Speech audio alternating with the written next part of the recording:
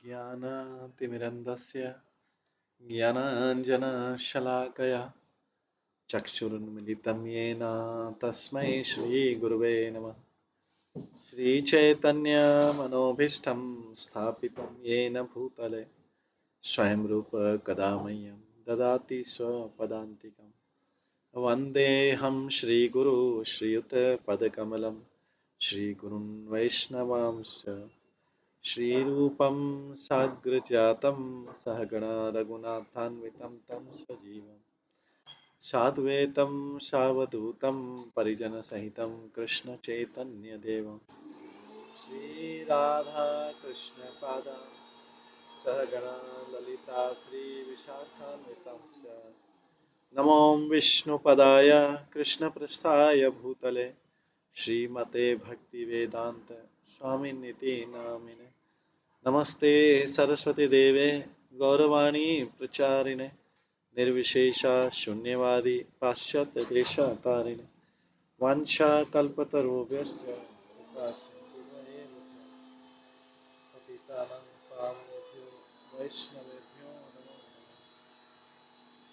जय श्री कृष्णा चैतन्य प्रभु नित्यानंद श्री अद्वैत गदाधर श्रीवासादि श्री गौरभक्तवृंद हरे कृष्णा कृष्णा कृष्णा हरे हरे हरे राम राम राम हरे हरे। हरे कृष्णा। आज की इस क्लास में सभी भक्तों का स्वागत है। कल हम मुकुंदमाला स्तोत्र के विभिन्न श्लोकों का श्रवण कर रहे थे जो राजा कुलशेखर ने भगवान के लिए भगवान की प्रार्थना करते हुए गाए हैं।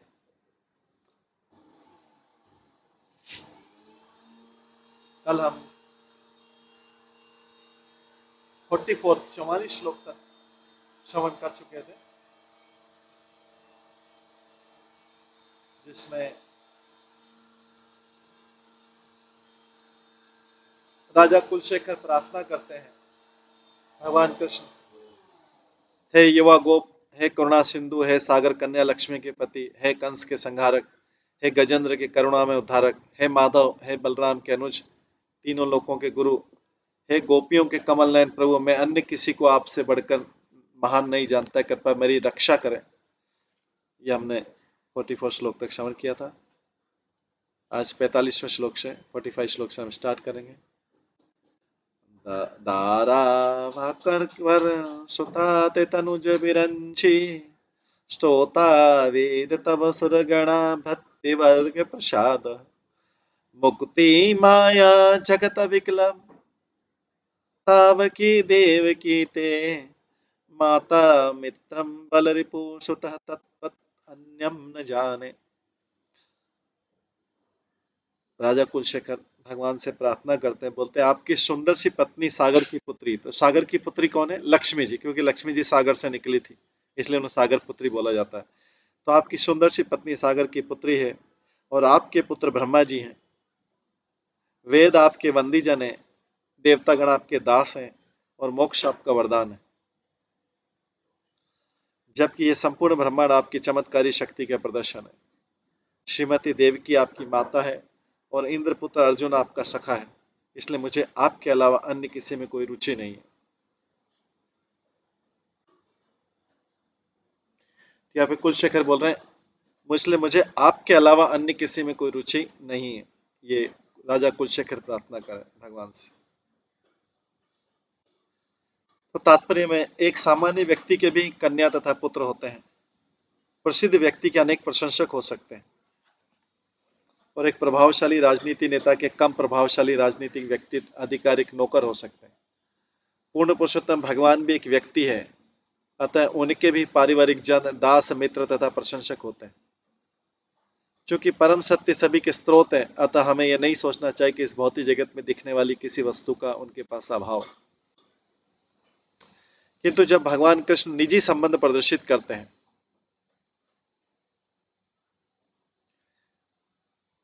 तो वे सामान्य नहीं होते। उनके उनके निजी संबंध हम जैसे नहीं होते हैं। उनकी भी पत्नी, उनके मित्र, उनके दास तथा प्रशंसक, ये सभी मुक्त आत्माएं ये सभी जो मुक्त आत्मा होते हैं उनके निजी शक्ति या उनके विस्तार होते हैं। ये हम जैसे भौतिक जीव नहीं होते, उनके उनके परिवारजन, उनके दास, उनके मित्र, उनके प्रशंसक। हमारे लिए ये सब भौतिक जीवन में बंधन का कारण, लेकिन उनके जो उनकी पत्नी, उनके मित्र, उनके दास, ये सब भगवान की निजी शक्तियों के विस्तार में। तो लोगों को कई बार संदेह होता है कि ईश्वर के भी माता, पिता, पत्नी या विशिष्ट मित्र हो सकते हैं। हाँ, हो सकते हैं, लेकिन वो सब भगवान के विस्तार है, वो भगवान के शुद्ध भक्त है, निजी शक्ति के विस्तार है। हमारे लिए जो है सारे के सारे वो बंधन का कारण। तो किंतु और भगवान का क्या है, अपने नित्य संगियों के साथ दिव्य संबंधों में भगवान किसी तरह संलिप्त नहीं रहते। प्रत्युत ये जो उनके साथ दिव्य संबंध है, ये यश को वर्धित करने वाले रहते हैं। वस्तुतः भगवान कृष्ण को किसी मित्र, पत्नी या अन्य की आवश्यकता नहीं पड़ती, किंतु वे उनको अपने साथ घनिष्ठतापूर्वक संबंध स्थापित करने देते हैं, क्योंकि उन्हें अपने प्रेमी भक्तजनों से आदान प्रदान करने में प्रसन्नता होती है। भगवान के संगी सामान्य व्यक्ति नहीं होते। भगवान के संगी जो होते हैं सामान्य व्यक्ति नहीं होते। यह बात इसी से सिद्ध हो जाती कि उन्हें भगवान का मित्र या माता पिता बनने में कठिन तपस्या, महान बलिदान करना पड़ता है। भगवान के जो संगी रहते हैं वो साधारण व्यक्ति नहीं रहते। भगवान का संगी बनने के लिए या मित्र बनने के लिए अगर माता पिता बनना हो तो देव की वसुदेव से कठिन तपस्या करना पड़ता है। अगर उनका भक्त बनना है तो प्रहलाद महाराज जैसे कठिन संघर्षों से गुजरना पड़ता है, या ध्रुव महाराज जैसी तपस्या करनी पड़ती। तो भगवान के संगी बनना जो है, वो भगवान के संगी बनना कोई सामान्य बात नहीं है।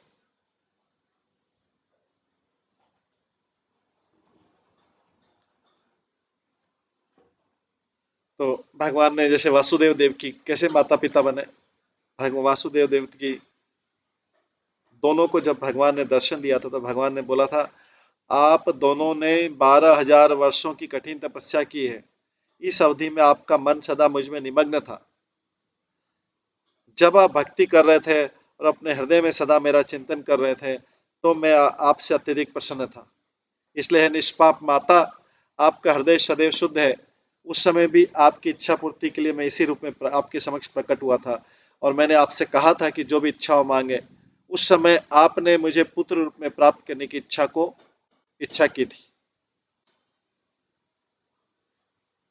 तो इस तरीके से भगवान का माता पिता बनना, संगी बनना, मित्र बनना कोई सामान्य, काफी त्याग करना पड़ता है। भगवान अपने आध्यात्मिक धाम में अपने निज संगियों के साथ नित्य प्रेमपूर्ण संबंधों का आनंद मनाते हैं।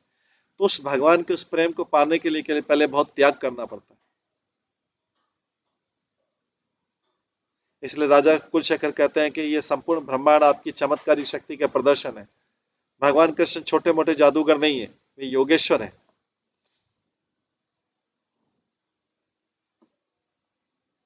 तो राजा कुलशेखर यहाँ पे अंत में बोलते हैं कि इन्हीं कारणों से मेरी रुचि किसी और में नहीं, केवल आप में है, क्योंकि आप ही समस्त ब्रह्मांडों के नियंता हैं।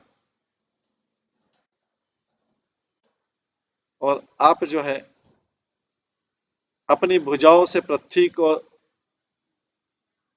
उठाने में कोई संघर्ष नहीं होता, ब्रह्मांड को उठाने में कोई संघर्ष नहीं होता। आपके पास तो जो आपके संगी बन गए हैं, उनके साथ उनके साथ आप समय व्यतीत करते हैं।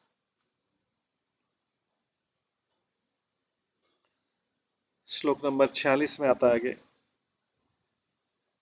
प्राणाम शिष्य शिरफलम विदो सदर्चनम प्राण फलम दिवोकस मनः फलम तद गुण तत्व चिंतम वच फलम तत् गुण कीर्तनम बुधा।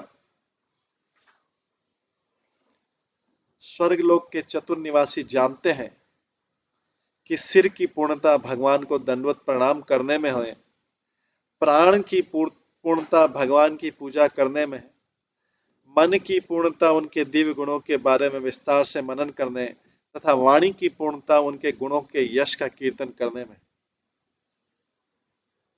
तो दिवोकस शब्द देवताओं का सूचक है। ये सब भगवान के भक्त हैं जो स्वर्ग लोक में निवास करते हैं और दुर्लभ इंद्रिय तृप्ति का भोग करते हैं। जिससे वे भी भौतिक जगत में स्थित बद्ध जीवों के सदृश हो जाते हैं। किंतु भगवान विष्णु के कट्टर अनुयायी होने के कारण भगवान विष्णु उनकी हमेशा रक्षा करते हैं। विष्णु के अनुयायी होने से सामान्यतः उन्हें असुरों के साथ युद्ध में विजय मिलती है और रह रहकर स्वर्ग लोक को हथियाने की धमकी देते रहते हैं। तो राजा कुलशेखर देवता को उल्लेख उनके भौतिक ऐश्वर्य के कारण नहीं कर रहे हैं, अपितु भगवान हरि की भक्ति में सेवा करने के सद्गुण के कारण कर रहे हैं। स्वर्गलोक के निवासी पृथ्वी के निवासियों जैसे नहीं होते हैं, जहां पर कलयुग में इस बात की प्रधानता रहती है कि ईश्वर मर गए हैं, और डार्विन मार्क्स तथा फ्रायड जैसे नास्तिकों के विचार सभी मामलों में अत्यधिक प्रभावशाली बने। यद्यपि देवताओं की पहुंच उन्नत प्रौद्योगिकी तक है, उन्नत टेक्नोलॉजी तक है उनमें योग शक्ति, किंतु फिर भी भगवान विष्णु के प्रति उनकी शुद्ध श्रद्धा बनी रहती।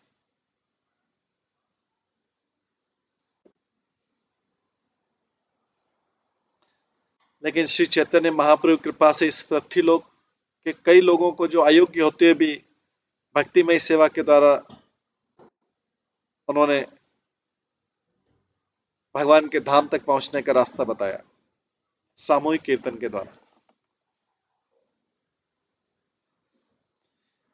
श्रीमद् भागवतम में ऐसा लिखा गया, देवता लोग भी बोलते हैं चूंकि मनुष्य जीवन आध्यात्मिक साक्षात्कार के लिए उत्तम पद है, इसलिए स्वर्ग के सारे देवता इस प्रकार कहते हैं। स्वर्ग के देवता क्या बोलते हैं?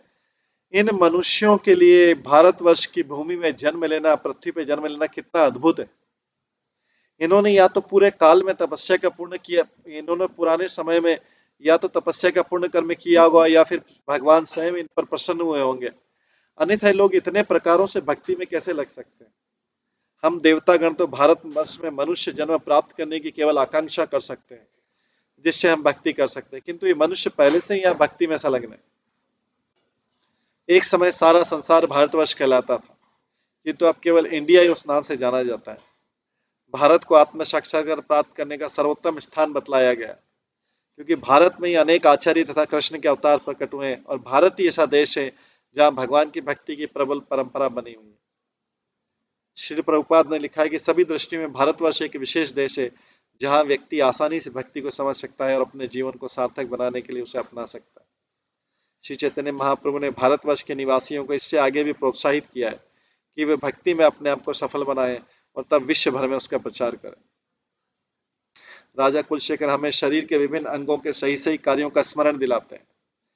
उदाहरण, सिर समस्त अनुभूति का केंद्र, इसलिए हम नाना प्रकार से उसे आनंद प्रदान करने का प्रयास करते हैं, किंतु प्राय उसी विनित कार्य के द्वारा नहीं जिसकी यहाँ संस्तुति की गई, अर्थात भगवान के समक्ष सिर झुकाना ये यांत्रिक कर्म नहीं है। सिर को हृदय में भक्ति की निष्ठापूर्वक भावना सहित झुकाना चाहिए। दंडवत प्रणाम करना वृंदावन के षड गोस्वामी जैसे मुक्तात्माओं की नित्य साधना का महत्वपूर्ण है। श्रीनिवास आचार्य षड गोस्वामी की स्तुति में कहते हैं कि वे भगवान का कीर्तन करने तथा योजनाबद्ध परिमाण में दंडवत प्रणाम करने में लगे रहते हैं। षड गोस्वामियों में से रघुनाथ दास गोस्वामी नित्य प्रति भगवत भक्तों को 1000 बार नमस्कार करते थे। रघुनाथ दास गोस्वामी नित्य प्रति भगवत भक्तों को 1000 बार नमस्कार करते थे।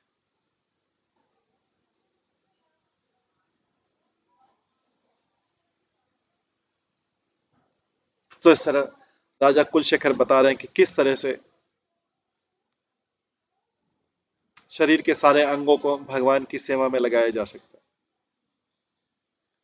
इसके बाद जो है 47वें श्लोक में बताते हैं,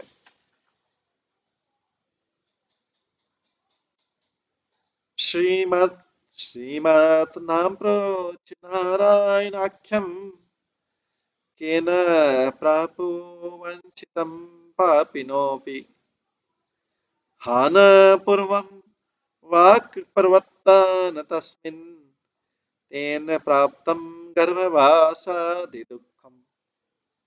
राजा कुलशेखर आगे बोलते हैं, क्या कभी ऐसा हुआ है कि पापी से पापी व्यक्ति की, जिसने कभी उच्च स्वर से नारायण के शुभ नाम का उच्चारण किया हो, इच्छाएं पूरी न हुई हो? राजा कुलशेखर पूछ रहे प्रश्न, क्या कभी उससे ऐसा हुआ है कि पापी से पापी व्यक्ति की भी, जिसने कभी उच्च स्वर से नारायण के शुभ नाम का उच्चारण नहीं किया, इच्छाएं पूरी न हुई, किंतु हाय हमने हमने कभी भी उस तरह से अपनी वाक शक्ति का प्रयोग नहीं किया, हमने उस तरह से अपनी वाक शक्ति का प्रयोग नहीं किया है, इसलिए हमें गर्भ में रहने जैसे कष्ट भोगने पड़े। तो यहाँ पे किसका रेफरेंस दिया जा रहा है? अजामिल का। क्या कभी ऐसा हुआ है कि पापी से पापी व्यक्ति की भी, जिसने कभी उच्च स्वर से नारायण के शुभ नाम का उच्चारण नहीं किया, उसकी इच्छा पूरी नहीं हुई? इसका मतलब है कि जिसने कभी जीवन में नारायण का नाम नहीं लिया, उसके पर लास्ट में अपने पुत्र का नाम लिया, उसकी भी इच्छाएं पूरी हो गई। किंतु हाय, हमने कभी भी इस तरह से अपनी वाक शक्ति का प्रयोग नहीं किया, उच्च स्वर में कभी नारायण का शुभ नाम नहीं लिया, हृदय से नहीं लिया, इसलिए हमें गर्भ में रहने जैसे कष्ट भोगने पड़ रहे हैं। इस श्लोक से भागवतम में आए अजामिल की कथा का स्मरण हो जाता है। अजामिल पापी था, किंतु मृत्यु के समय नारायण नाम का उच्चारण करने से उसकी अंतिम इच्छाएं पूरी हो गई। भागवत के निम्नांकित उद्धरण में भगवान विष्णु के सेवक यमराज के सेवकों को बताते कि अजामिल दंडनीय क्यों नहीं है। भगवान विष्णु के सेवक यमदूतों को बोल रहे हैं कि क्यों क्यों इसको दंड नहीं देना चाहिए, क्यों अजामिल को दंड नहीं देना चाहिए। कारण, अपनी मृत्यु के समय इसी अजामिल ने असहाय होकर भगवान नारायण का उच्च स्वर से नाम लिया।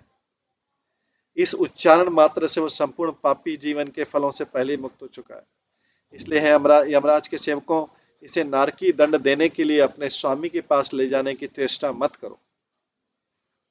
विष्णुदूत यमदूतों को बोल रहे हैं इसको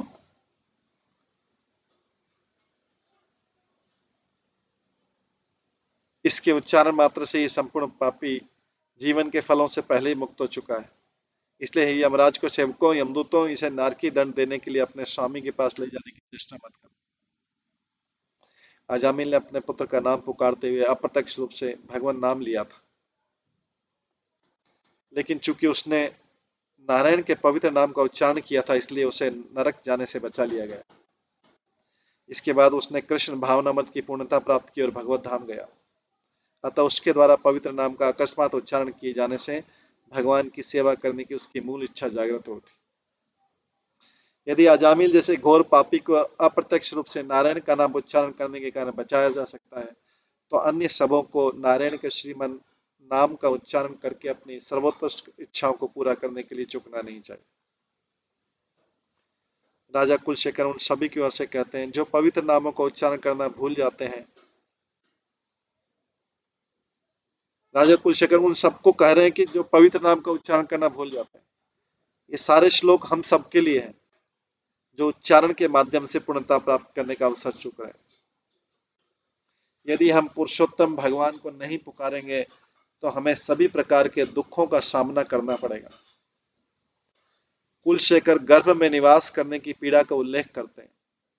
भगवान कपिल ने अपनी माता देवहूति को दी गई अपनी शिक्षाओं में इस महान कष्ट का विस्तृत वर्णन किया है। कहते हैं उदर में रहने वाले भूखे कीड़ों द्वारा शरीर के बारंबार काटे जाने से शिशु को भीषण पीड़ा होती है। वह अपनी सुकुमारता के कारण क्षण प्रतिशत इस भीषण स्थिति के कारण अचेत होता रहता है। फिर माता के द्वारा तीता चटपटा भोजन या अधिक नमकीन अथवा खट्टा भोजन किए जाने से भी शिशु का शरीर निरंतर असहनीय पीड़ा भोगता रहता है। लोग इन तथ्यों को समझना ही नहीं चाहते हैं, इसलिए वे पवित्र नाम के शरण में नहीं जाते। यदि उन्हें विगत काल में भोगे गए कष्टों का स्मरण दिलाया जाए, यदि लोग इन तथ्यों को समझना नहीं चाहते इसलिए पवित्र नाम के शरण में नहीं जाते हैं। यदि उन्हें पूर्व काल में भोगे गए कष्टों का स्मरण दिलाया जाए तो वे दावा करते हैं कि चूंकि अब वे की पीड़ा से मुक्त हो चुके हैं इसलिए कोई अंतर नहीं पड़ता। किंतु जो व्यक्ति प्राकृतिक तथा शास्त्रीय नियम की अवहेलना करता है, उसके लिए निश्चित हो जाता है कि वह उन कष्टों को भविष्य में फिर से भोगेगा जिन्हें भूलने का दावा करता है। श्रील प्रभुपाद लिखते हैं, जो व्यक्ति मनुष्य जीवन में दुख के इन संकेतों की परवाह नहीं करता, वह निसंदेह आत्महत्या कर रहा है। जो व्यक्ति मनुष्य जीवन में दुख के इन संकेतों के क्या क्या दुख आने वाले हैं और क्या क्या दुख आ चुके हैं, इन संकेतों को समझता नहीं, परवाह नहीं करता, वो निसंदेह आत्महत्या कर रहा है। वैष्णव काव्य वैदिक सत्य वचनों से भरा हुआ है और जो सर्वोच्च लाभ के एक साथ कानों तथा हृदय को आनंद प्रदान करने वाला है। इस एक श्लोक में ही राजा कुलशेखर ने हमारी दुर्भाग्यपूर्ण अवस्था का कटु विवरण किया है और चरम मोक्ष की आशा जताई है। यदि हम केवल इस एक श्लोक के संदेश को ग्रहण कर लें और इसका अनुभव करें तथा उसके अनुसार कार्य करें तो हम अपने आप को असीम दुख से बचा सकते हैं।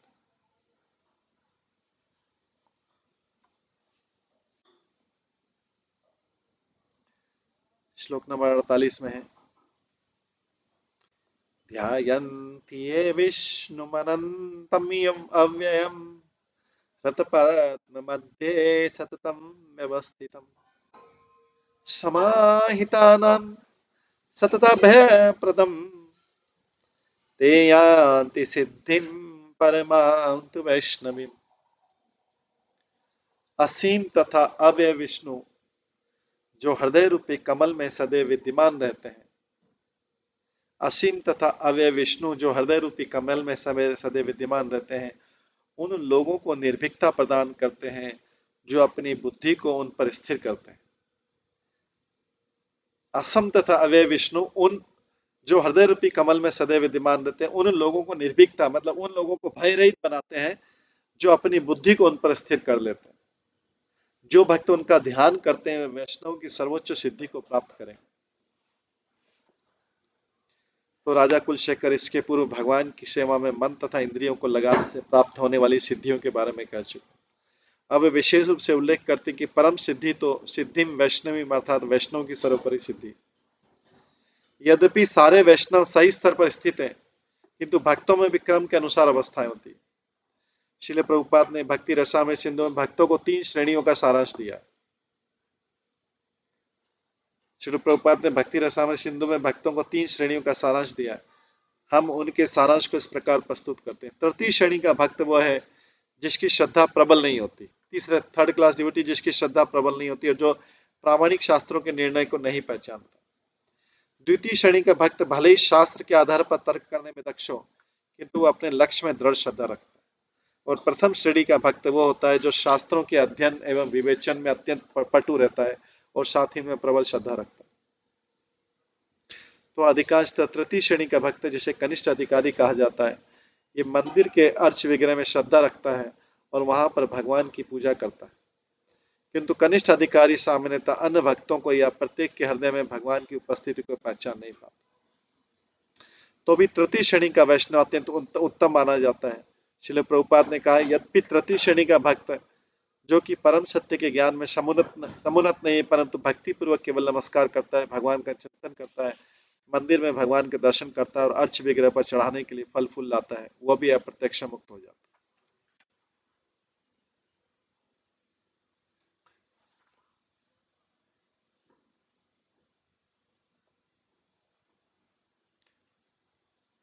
तो गुरु के निर्देशन में ही मनुष्य पूर्णता की विभिन्न अवस्थाएं पार करता है और सब कुछ मनुष्य की श्रद्धा पर निर्भर करता है। श्री चैतन्य महाप्रभु ने सनातन गोस्वामी को बताते इस बात की पुष्टि की है कि भक्त अपनी श्रद्धा के अनुसार भक्ति के प्रारंभिक पद, माध्यमिक पद या सर्वोच्च पद को प्राप्त करने का पात्र रहता है।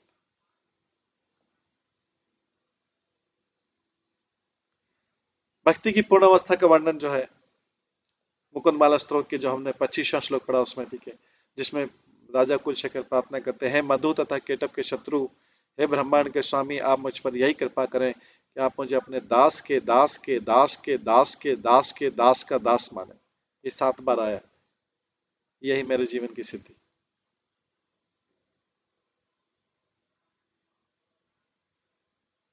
यही भाव भगवान चैतन्य ने तब व्यक्त किया जब उन्होंने घोषित किया कि वे न तो ब्राह्मण न सन्यासी अपितु वे वृंदावन की गोपियों के स्वामी कृष्ण के चरण कमलों के दास के दास के दास के दास।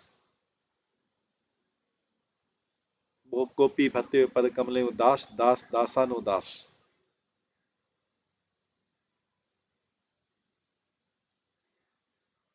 तो राजा कुलशेखर हमें भगवान विष्णु का निरंतर ध्यान करने की दृष्टि भी प्रदान कर रहे हैं। नवदा भक्ति के अंतर्गत विभिन्न सेवाओं में अपने आप को 24 घंटे लगाकर इसे प्राप्त किया जा सकता है। एक सच्चा वैष्णव कभी ये नहीं सोचता है कि उसे चरम सिद्धावस्था प्राप्त हो चुकी, परंतु तो वो अपने हृदय में भगवान के प्रति सदैव सचेष्ट रहते हैं और भगवान तथा भक्तों की सेवा करता रहता है। इसके बाद 49 श्लोक में राजा कुलशेखर वर्णन कर रहे हैं, तम प्रसीद भगवन कुर्मय्य नाथे विष्णु कृपाम परम कारुणिका खलु तम संसार सागर निमग्न अनंत दीना उद्धर तुम आर्षि हरे पुरुषोत्तमासी।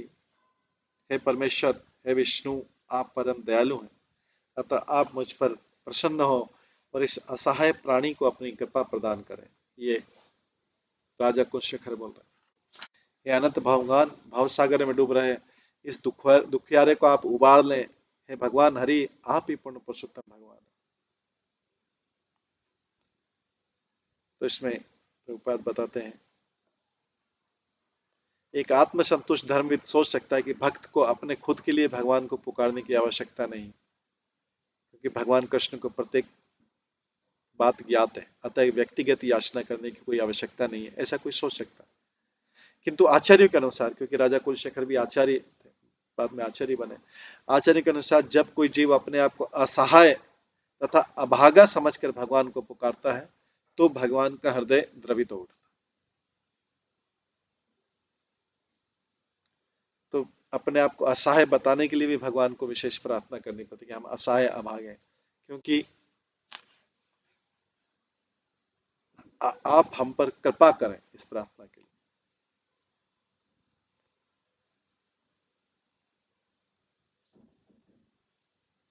तो यहाँ पे एग्जाम्पल है कि एक बार श्रील प्रभुपाद ने अपने भक्तों के साथ एक पार्क में घूमते समय इसका उदाहरण दिया था। एक तालाब में बतख डक का एक समूह भक्तों की ओर लपका और जो बतख सबसे जोर से बोली उसी को खाद्य सामग्री दी गई। श्रील प्रभुपाद ने कहा, देखिए ये सबसे ज्यादा चिल्लाई, सबसे ज्यादा, इसलिए इसको खाद्य सामग्री लोगों ने इसी को दिया। श्रील प्रभुपाद ने बोला कि हमें भी कृष्ण के लिए आध्यात्मिक जीवन में ये चीज है कि हमें भी कृष्ण के लिए उसी तरह पुकारना पड़ता है जिस तरह जो है इन बतखों में से जिस बच्चे ने सबसे ज्यादा माता के लिए चिल्ला था, जिस बतख के बच्चे ने सबसे ज्यादा चिल्लाया उसी को पहले खाद्य सामग्री मिली। हाँ, इसे अहंकार से कृत्रिम ढंग से नहीं किया जाना चाहिए, किंतु सत्य है कि भगवान अपने भक्तों की दीन पुकार पर अवश्य ध्यान दें। भक्त जो है भगवान को मांगो या याचनाओं से तंग नहीं करना चाहिए। भक्त सोचता है कि ये तो क्या है, तो सब चलता रहता है, तो अपनी कोई ऐसी उसकी विशेष मांग नहीं, मांगो या याचनाओं से भगवान को तंग नहीं करना चाहता। फिर भी उनकी कृपा के लिए, भौतिक मांगे और याचनाएं फिर भी कृपा के लिए दया के निमित्त पुकारने से, दया के निमित्त पुकारने से क्या होता है कि सेवा के निस्वार्थ भाव का प्रतिवाद नहीं होता। इसका उदाहरण गजेंद्र है, जिसने मगरमच्छ क्रोकोडाइल के जॉस से जबड़े से स्वयं को छुड़ाने जाने के लिए भगवान से याचना की। श्रील प्रभुपाद उसमें लिखते हैं, भागवतम के 8वें स्कंद के 3रे अध्याय के 21वें श्लोक में तात्पर्य में, शुद्ध भक्तों को पूर्ण पुरुषोत्तम भगवान से कुछ भी नहीं मांगना रहता, किंतु हाथियों का राजा गजेंद्र परिस्थितिवश तुरंत वरदान की याचना कर रहा था, क्योंकि उसे अपनी रक्षा का कोई अन्य उपाय नहीं सूझ रहा था। कभी कभी कोई और विकल्प न होने पर शुद्ध भक्त भगवत कृपा पर पूर्णतः आश्रित होने से कुछ वरदानों के लिए प्रार्थना करता है, किंतु ऐसी प्रार्थना में खेद भी व्यक्त करता है। महारानी कुंती ने भी अपनी ऐसी प्रार्थना में ऐसी विशेष विनती की है, लिखा है, अथ विश्वेश विश्वात्मन विश्वमूर्ते स्वकेशु में सरह पाशिम इमं छिंदे दृढ़ पांडुष वृष्णु। है ब्रह्मांड के स्वामी, है विश्वात्मा, है विश्वरूप, आप पांडवों तथा वृष्णियों से जो मेरे परिजन है, मेरे स्नेह के बंधन को छिन्न कर दें। जो मेरा अपने परिवार से, आप पांडवों और वृष्णियों से, मेरा जो यदुवंशियों से मेरे जो परिजन है, इनसे मेरे स्नेह के बंधन को छिन्न कर काट दो। ऐसे अवसरों पर शुद्ध भक्त भौतिक वर्ग न मांगकर ये चाहते हैं कि भगवान कुछ ऐसा हस्तक्षेप करें और ऐसा कुछ करें कि भक्तजन उनके प्रति पूरी तरह आत्मसमर्पण करें।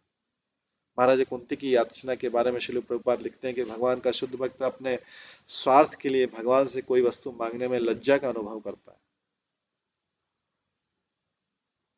किंतु ग्रस्त जन कभी कभी पारिवारिक स्नेह के बंधन से बने होने के कारण भगवान से कुछ मांगने के लिए बाध्य हो जाते हैं।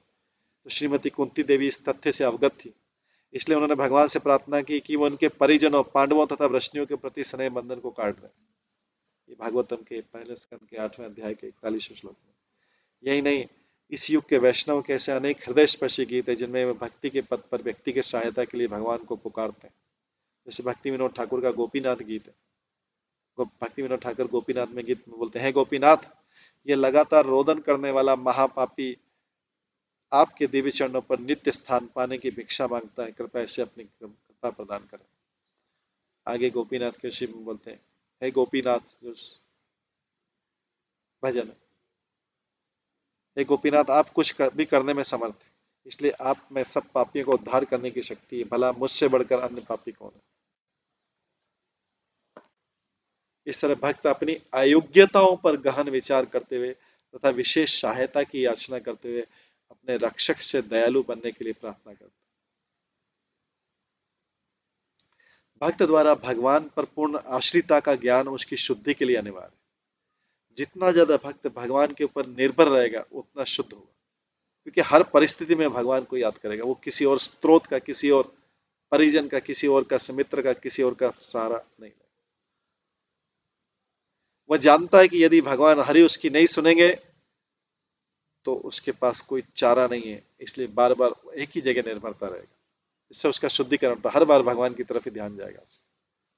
तो राजा कुलशेखर हमें शिक्षा देते हैं कि सभी अवसरों पर, चाहे हम भगवान के सर्वाशक नाम, रूप तथा लीलाओं में लीन रहकर ध्यान में हो या भवसागर में डूबते हुए निराशा में हो, हमें किस तरह भगवान कृष्ण की ओर ही मुड़ना चाहिए। इसके बाद 50वें श्लोक में राजा कुलशेखर प्रार्थना करते हैं, क्षीर सागर तरंग शिखरास आसार तारकित चारु मूर्ति भोगी भोग शनि शयने माधवाय मधु विदिशे नमः। राजा कुलशेखर प्रार्थना करते हैं, मधु दैत्य के शत्रु प्रार्थना करते, मधु दैत्य के शत्रु भगवान माधव का नमस्कार है मेरा। शेषनाग की शैया पर लेटा हुआ उनका सुंदर रूप क्षीर सागर की तरंगों से उठने वाले छींटों से सुशोभित।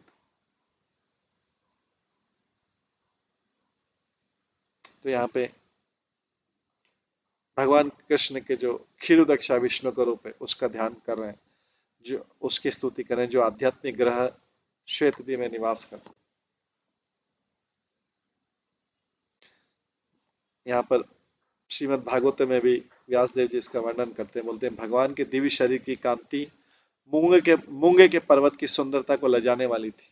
मूंगे का पर्वत संध्याकालीन आकाश के द्वारा सुंदर ढंग से अलंकृत किया जाता है, किंतु भगवान की पीत वेशभूषा उसके सौंदर्य का उपहास कर रही। ये मूंगा रत्न का एक प्रकार है, जैसे हीरा पन्ना मूंगा। इस पर्वत की चोटी पर स्वर्ण है, किंतु भगवान की रत्न जड़ित मुकुट उसका उपहास करती। पर्वत के झरने, वनस्पतियां, पुष्पों के दृश्य पटेलहारों की तरह प्रतीत होते हैं, किंतु भगवान का विराट शरीर तथा उनके हाथ पांव रत्नों, मोतियों, तुलसी दलों तथा पुष्पमालाओं से आभूषित होकर पर्वत के दृश्य का उपहास कर। तो राजा कुलशेखर यहाँ पे भगवान विष्णु को मधु का हंता, मधु दैत्य का हत्या करने वाला मान रहे हैं। यद्यपि क्षीरोदक्षा विष्णु ने के रूप में भगवान ने कभी मधु का वध नहीं किया, किंतु भगवान को उनकी किसी भी लीला से संबोधित करने में कोई विरोधाभास नहीं।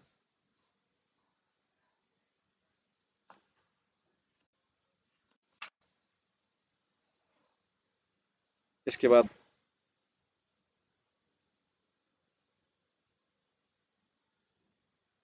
51वें श्लोक में आचार्य कुलशेखर प्रार्थना करते हैं, अलम मलम मलम एक प्राणिनाम पातका नाम निरसन विषेया कृष्ण कृष्ण इति वाणी यदि भवति मुकुंदे भक्ति आनंद संदरा करतल कलिता समोक्ष साम्राज्य लक्ष्मी। आगे राजा कुलशेखर बोलते हैं, कृष्ण कृष्ण ये शब्द स्वयं में समस्त जीवों के पापों से छुटकारा पाने के लिए पर्याप्त है। जो व्यक्ति अत्यधिक आनंद से युक्त भगवान मुकुंद की भक्ति में संलग्न है, वो अपनी हथेली में मोक्ष, सांसारिक प्रभाव तथा संपत्ति के उपहार धारण करता है। मतलब ये तीनों चीजें उसको वैसे ही गिफ्ट में मिलती है जो व्यक्ति अत्यधिक आनंद से युक्त भगवान मुकुंद की भक्ति में सलग। तो राजा कुलशेखर की ये घोषणा की पवित्र नाम पापों को दूर कर देता है, ये दामाचार्य हरिदास ठाकुर द्वारा कहे गए वैसे ही कथन का स्मरण कराते हैं जो चैतन्य चरितामृत में लिखा है। चैतन्य चरितामृत में है, अहम सहरद अखिलम, अहम सहरद अखिलम सकृत दया देव सकललोकस्य तरणीमति जलधिम जयति जगन मंगलम हरे नाम। जिस प्रकार से उगता सूर्य संसार के समुद्र जैसे अगाध अंधकार को तुरंत दूर कर देता है, उसी तरह अपराध रहित होकर एक बार भी पवित्र हरि नाम लिया जाए तो जीव के पापमय जीवन जीव के पापमय जीवन के सारे प्रतिफलों को मिटा देता है। भगवान के पावन नाम की जय हो जो कि संपूर्ण जगत के लिए शुभ है।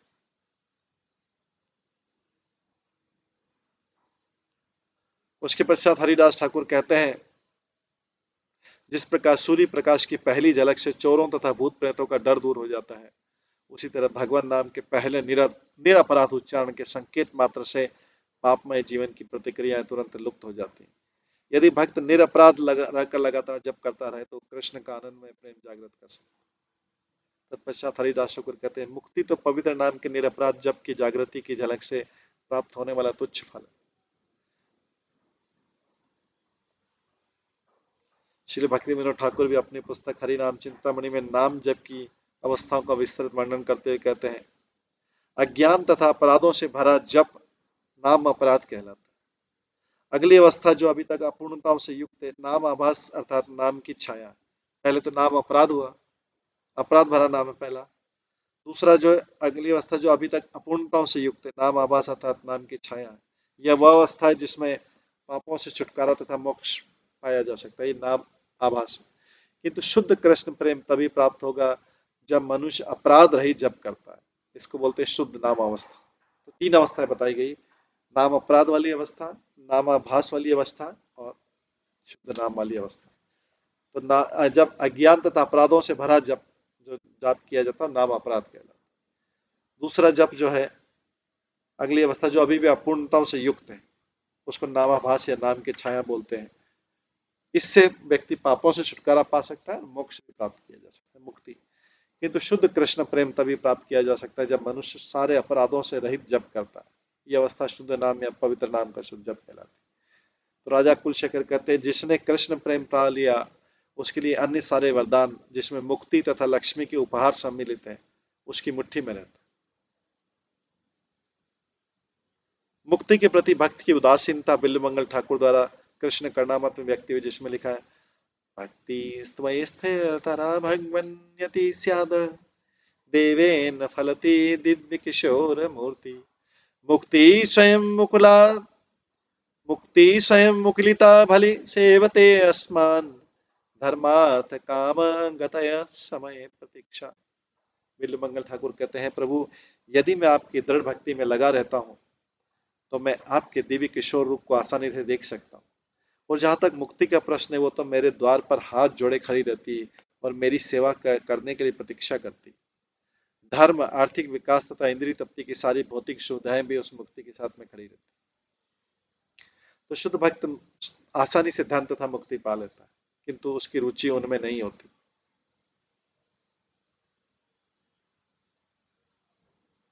भक्त आत्माराम रहता है, स्वामी संतुष्ट रहता है, क्योंकि वो जानता है कि कृष्ण की भक्ति में सब कुछ प्रदान करने वाली है।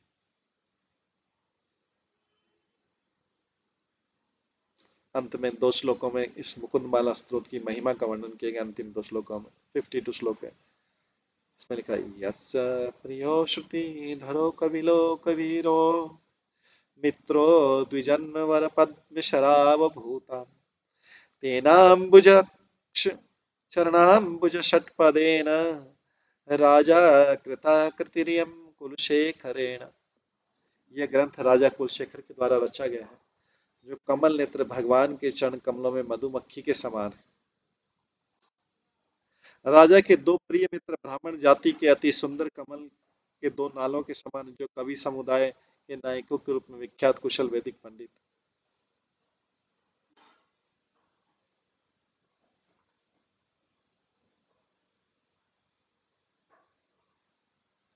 राजा कुलशेखर ने भगवान कृष्ण के चरण कमल पर बैठने वाली मधुमक्खी की तरह अपने अति सुंदर काव्य के रूप में मधु का निर्माण किया है, जो परम भगवान के अमृतमय वर्णों से छलक रहा है। उन्होंने भौतिक दुखों के सागर से उद्धार पाने के लिए भगवान से पुकार भी की और अनेक रूपकों का प्रयोग करते हुए निष्ठावान वैष्णव भावों की गहराई से बोलते हुए उन्होंने पाठकों को ऋणी बना लिया है। अब वे भ्रमर बनकर मुकुंद माला स्त्रोत का मधुपान कर रहे हैं।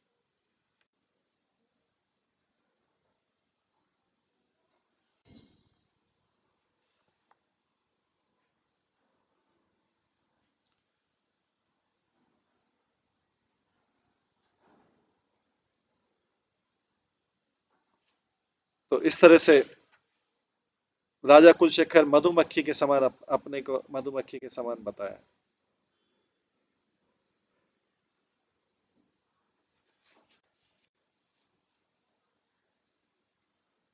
बिल्व मंगल ठाकुर ने भी अपने कृष्ण कर्णामृत में कृष्ण भावना अमृत के मधुर अमृत में रस को व्यक्त किया, बोला मधुरम मधुरम वपुरस्य विभो मधुरम मधुरम वदनम मधुरम मधुगंधी मधुस्मत्तमेत दहो मधुरम मधुरम मधुरम मधुरम।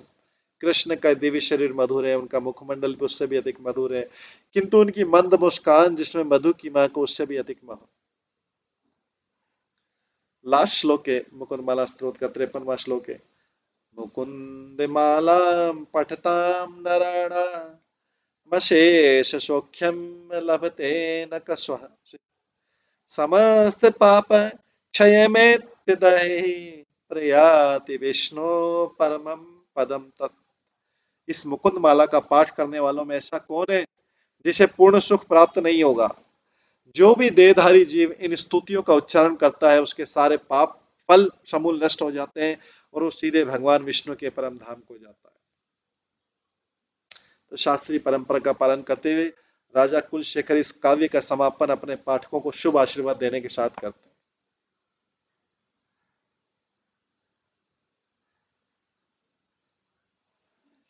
तो श्रीमद् भागवत या मुकुंद माला स्त्रोत किसी भी श्रोता को पूर्ण आशीर्वाद प्रदान करने वाले और उसे भगवत धाम वापस भेजने वाले हैं। पाठक को केवल उन उच्च विचारों पर विचार करना होगा जिनकी राजा कुलशेखर ने इस काव्य में व्याख्या की। निसंदेह मुकुंद माला स्त्रोत कृष्ण का नाम का जप करने, उनके समक्ष नतमस्तक होने और अपनी समस्त इंद्रियों तथा मन से उनकी सेवा करने के मैत्रीपूर्ण उपदेश से ओतप्रोत। राजा कुलशेखर ने हमें कृष्ण के दास के दास के दास के दास के दास के दास बनने की सलाह दी। 7 बार आया। वस्तुतः ये सारे कथन प्रत्यक्ष पूर्ण पुरुषोत्तम भगवान तथा शास्त्रों की ओर से आदेश। राजा कुलशेखर ने उन्हें अपनी वाणी में और अपने निजी दृढ़ विश्वास के साथ दोहराया। ये वाणी ऑलरेडी है भागवतम में, लेकिन राजा कुलक्षेत्र एक रियलाइज सोल है, अनुभूत सोल है, इसलिए वो अपनी वाणी से अपने दृढ़ विश्वास को फिर से दोहरा रहे हैं कि तो उनकी प्रार्थना के पीछे परमेश्वर की सत्ता का आधार है। श्रीमद भक्ति सिद्धांत वेदांत स्वामी प्रभुपाद ने इन सक्षम श्लोकों का राजा कुलशेखर की प्रार्थना नाम से अनुवाद किया है।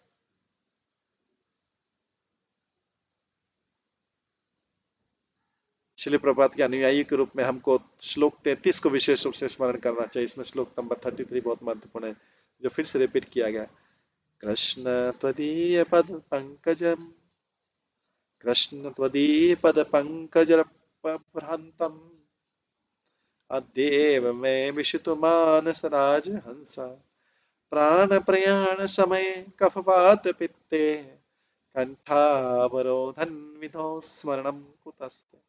हे भगवान कृष्ण, इस समय मेरे मन रूपी राजहंस को अपने चरण कमलों के जाल में प्रवेश चरण कमलों के तंतुओं के जाल में प्रवेश करने दे, क्योंकि मृत्यु के समय जब मेरा गला कफ वात तथा पित्त से अवरुद्ध हो जाएगा, तब मेरे लिए आपका स्मरण कर पाना कैसे संभव हो सकेगा।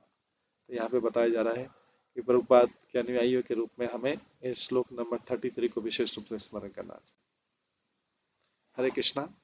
इस प्रकार से ये राजा कुलशेखर द्वारा की गई स्तुतियां मुकुंदमाला स्त्रोत यहीं पे पूर्ण होता है। इसके हमने महात्म्य पढ़ा कि इसको गाने से भगवान विष्णु का धाम मिलता है। हम सब इन श्लोकों को अलग अलग समय पे गा सकते हैं। हरे कृष्णा। सभी भक्तों का बहुत बहुत धन्यवाद। सभी भक्तों के लिए एक बार हरे कृष्ण महामंत्र का जप करते हैं। हरे कृष्णा कृष्णा कृष्णा हरे हरे, हरे राम राम राम हरे